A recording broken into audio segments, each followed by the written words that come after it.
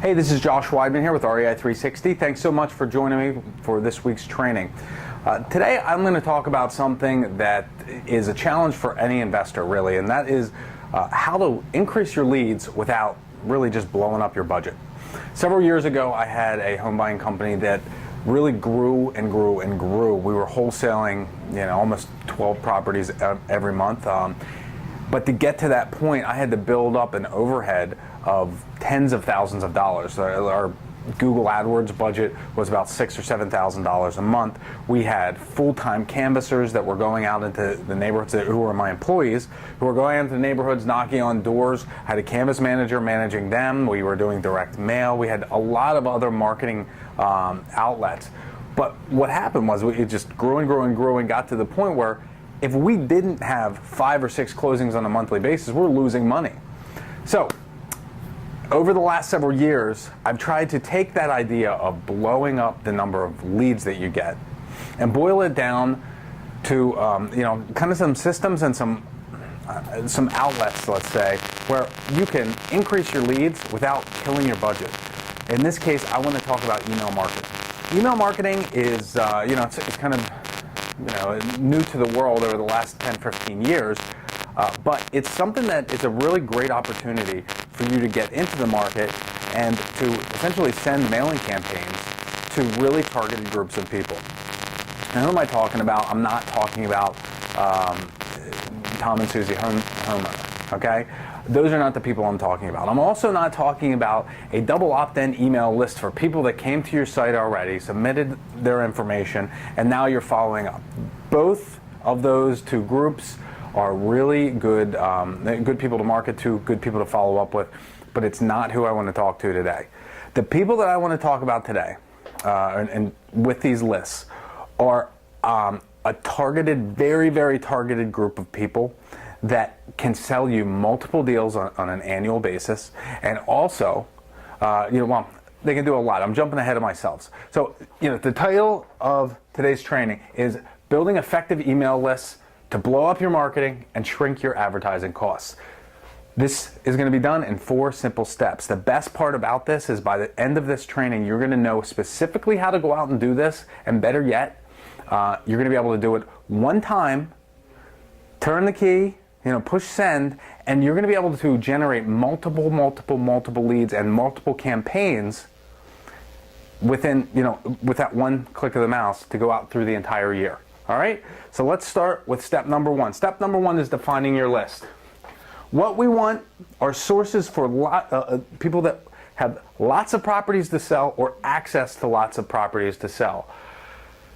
That's the first criteria, obviously. We're looking for motivated sellers. That's number 1. The reason for this is that what I want to do, it goes right into step number 2. I want to, instead of having a continual cost to market to these people, buying the list, printing the postcards, mailing it out over and over and over again, I want to be able to have a one-time cost, all right? And I want to generate multiple sales annually, all right? And finally, I want somebody that's going to be motivated to sell me their property at a discount. All those things, they sound pretty simple. But let's talk about who these people are. And really the list that kind of kicked me in the butt and got me motivated to go out and build this. And I saw some really great results. I started with small banks. It just so happened that I made a relationship with a bank asset manager who contacted me. He said, look, I have this property, it's on the market.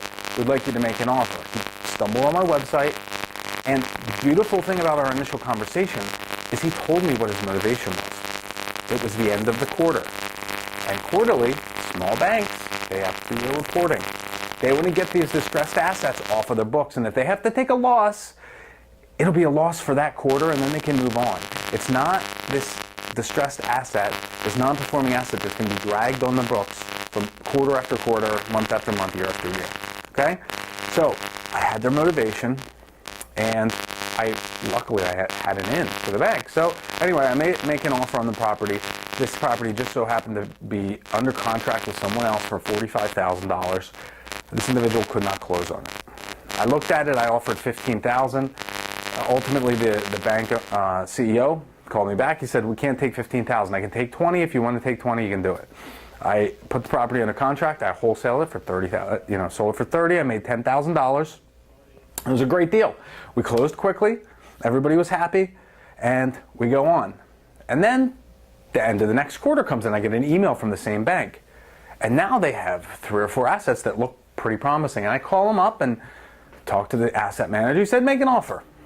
Made an offer on 3 or 4 properties. I got 2 under contract. I made another $20,000 on the other 2 properties, and we moved to the next and the next. And what I realized is, okay, these small banks, they do not have thousands of properties, but they certainly have dozens of properties on an annual basis. That's one small bank. They have a low number of assets.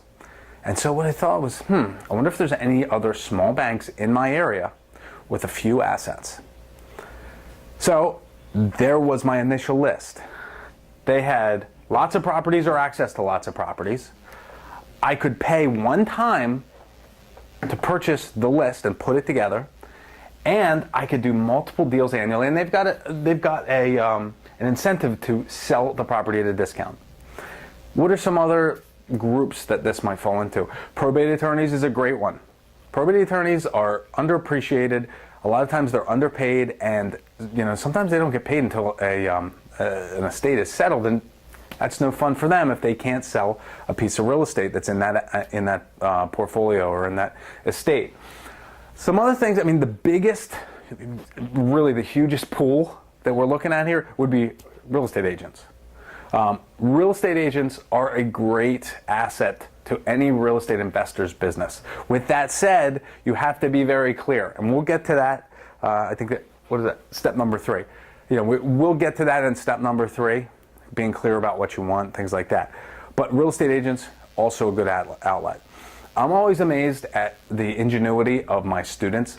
I was talking to one of my students recently about these lists, and he brought up that there's a couple churches that he had sent mailers to and talked to the pastors, and he found out that, guess what?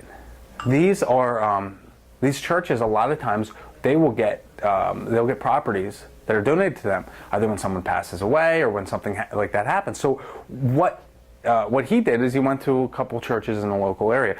That might be another outlet. Local churches within your target market, maybe of a certain size or below, and there's another outlet. Bail bonds, another great place. Sometimes they will put a bond on a property, and the bond defaults, and they end up taking the property. These are people that they run into, or sources, let's say, that run into opportunities for you. They have multiple sources of multiple properties. They're motivated to sell at a discount, and you can put the list together with a one-time cost. So that's the major difference between really ballooning your marketing budget and keeping it under control and actually reducing its cost by generating the same amount of leads or less. And that is one-time payment. Now, step number 2, that brings us to sourcing the list. Sourcing the list is a big deal because you might know what you want.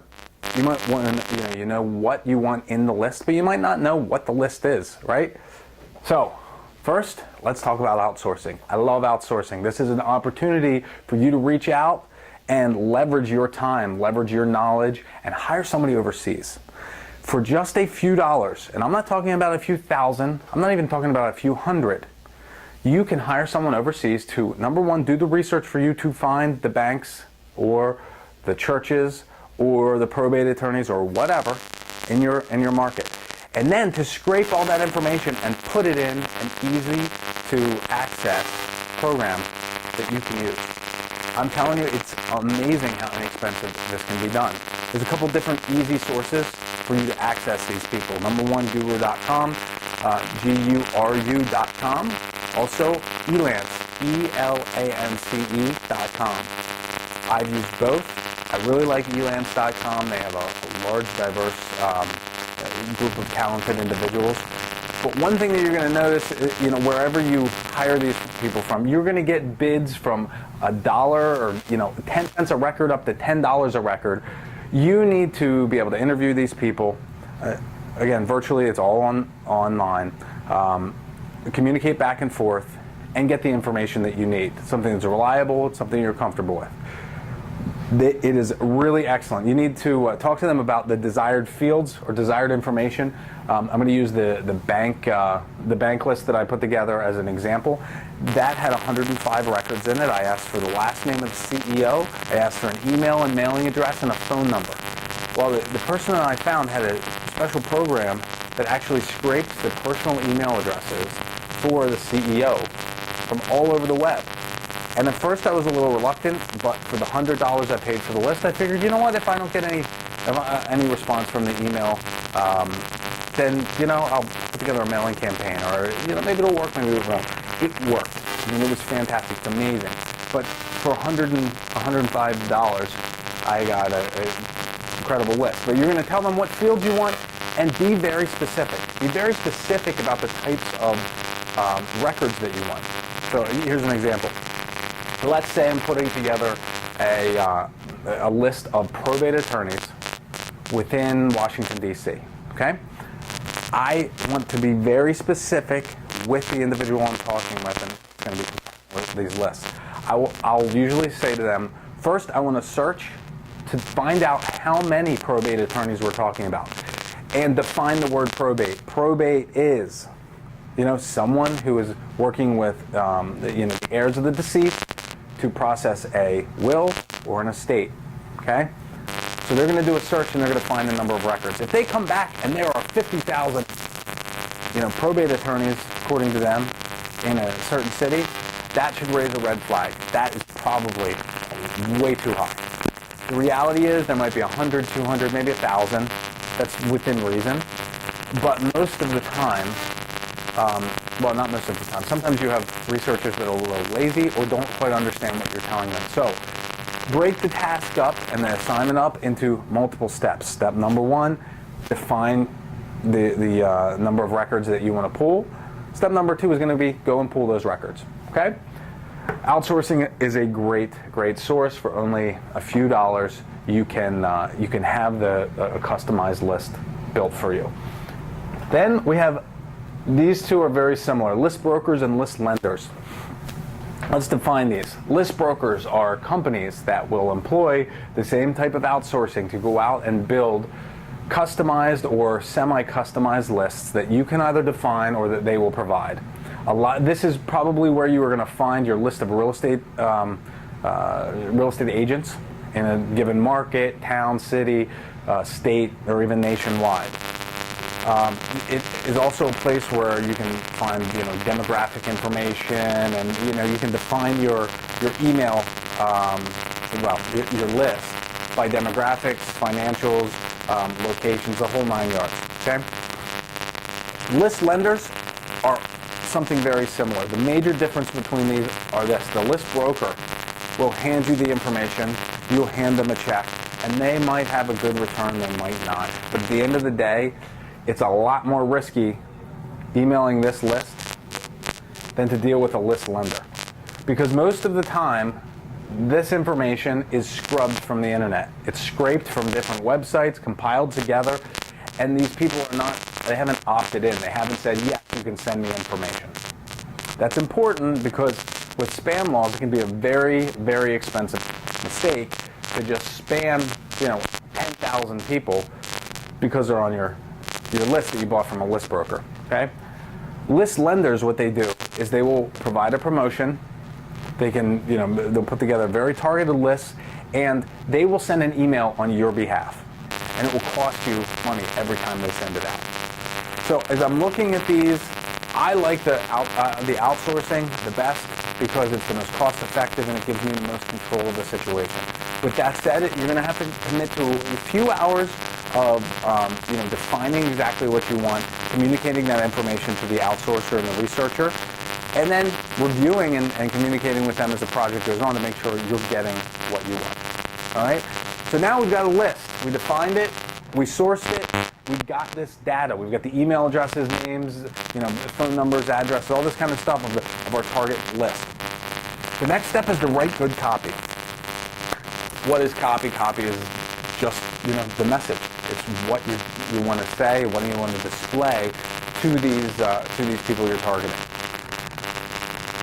very, very important that what you're mailing out there is not salesy, it's not gimmicky, and it's not BS, for lack of a better term. All right. So you want to be real when you're sending these things. If you're emailing an agent, tell them what you want and what you don't want, who you are, and how you can help them. I mean, they're not just an agent, but anybody else. When I mail out to these bank CEOs, my key was I want to get rid of your non-performing assets. I want to help you get rid of your non-performing assets from the bottom line before the end of the quarter. And I said it 2 or 3 times throughout the course of the email. But I also told them, hey, this is why I'm contacting you. This is how I got your information. And this is what I can do for you. Keep it short, keep it simple, and also make sure that you put in there at the end of the email, if I'm contacting the wrong person here, hey, let me know. I'm sorry. This is the information I had. I wanted to reach out to you. And if you're not the right person, let me know. I got a lot of response on that just said, hey, we don't have any properties right now, Josh, but when we do, contact this person at the bank. And I updated my records, and that's where we went. So let's take a look at this. We want to make sure that we're real with what we're telling people. We want to be honest about what we present, what they can expect from us. We do not want to spam them. This is a big deal. You don't want to seem salesy, not gimmicky, and you don't want to. You really don't want this to look like a polished marketing piece. This is almost like the opposite of a big fancy postcard. Okay? This is a personalized letter or a personalized email. It comes directly from the person that you want to talk, or from you to the person you want to talk to. What you're going to do also is you're going to make multiple contacts, multiple emails. Typically what I will do is do maybe one a month, and I'll do an additional one at like a month before the end of each quarter. Hey, just wanted to let you know. Hey, just following up. Don't forget about me, just to stay in front of them, okay? We got the list, we have the copy, now it's time to automate. I said when we started this training that I was going to show you how to, with just a few dollars, generate a ton of leads and set up your marketing for the entire year. So this is what needs to happen. You have what you want to deliver, you have who you want to deliver it to. Now we got to figure out a way to deliver this. This is not the kind of list that you can upload into Aweber or iContact or any of the the third-party email marketing software packages. Why? Well, it's not content. You can say, hey, look, I want to do business with you, or hey, please contact me and follow up. Okay? So we have to have a timeline here. We do not want to break the law. We do not want to be contacting. This is a soft contact. All right. So again, that goes back to writing good copy, being straightforward, honest, and very clear about what you're doing. So what we need is a POP3 email marketing software. This is a program that a lot of times you can download for free. If you Google this, you can download a free version that will allow you to send up to 100 emails at a time, sometimes more than that. But it's simple design. What you see is what you get. You can cut and paste. Basically, you load your list up into the program, then you cut and paste your email copy, and it'll allow you to customize things like your salutation. Instead of having hi Mr. Hi bank president, maybe you put in there hi Mr. So-and-so, and the so-and-so will mail merge with your list. So it's hi Mr. Johnson. This is who I am, this is what I do, it's nice to talk to you, let me know if you're interested. And it's a customized email. Once this stuff is set up, now it's time to schedule the delivery. You can do this for all 12 or all 14, 16 of your emails that you're going to be sending out, and you set it up one time. All the stuff that you're doing is leading up to this point where you are putting together, 4 hours worth of work, culminating with setting up all of your email marketing to bank presidents for the next year. You schedule the emails and you click send. The only obligation from this point forward is to update this list. What's that mean? There will be times when people are not going to talk to you anymore. It happens. don't feel bad about it. But because we're dealing with a small list, because this is not an opt-in list, if somebody says don't email me back, don't email them back. Don't take it personally, just don't email them back. In addition, there will be even more times when the bank president is not the person you need to be talking to. They're going to put you in touch with the asset manager. Well, the asset manager is a little bit harder to identify, especially with these smaller banks. You have people that are wearing several different hats in the organization, and their title is not asset manager, right? So when you send out an email to Mr. CEO and Mr. Vice President of Asset Management emails you back, search for the bank, get rid of the CEO, and contact the Vice President, put his information into the email list. This is important because you know what? If they're going to do the courtesy of following up with you and referring the right person to talk to, make sure you're just as courteous with contacting the right person.